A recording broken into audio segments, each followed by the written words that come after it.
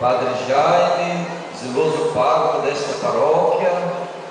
Padre Búquio, pároco da paróquia de Mineirolândia, queridas irmãs franciscanas, filha de Santa Teresa, Mariana da Boa Semente, queridos missionários e missionárias, um número tão grande e tão precioso. A nossa igreja se renova à medida que a gente descobre a nossa vocação de discípulos, de missionários, de construtores de um mundo melhor. Saúdo o excelentíssimo senhor prefeito municipal, senhor Expedito, a senhora sua esposa, primeira dama deste município, e na pessoa desse casal quero saudar todas as autoridades aqui deste município,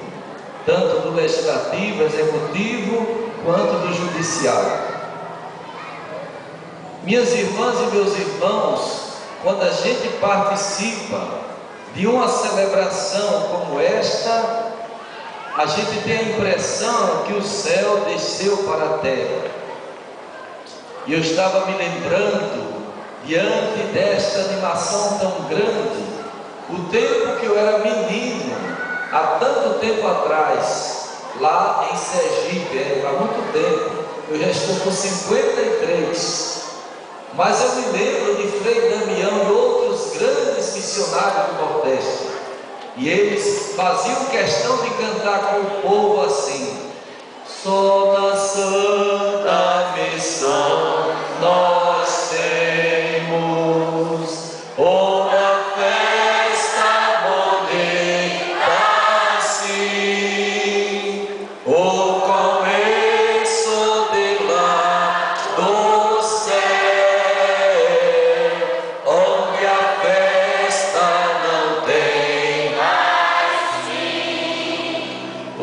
começo de lá do céu, onde a festa não tem mais fim. E é o sentimento que a gente tem nesta noite de hoje aqui em Piqué Carneiro.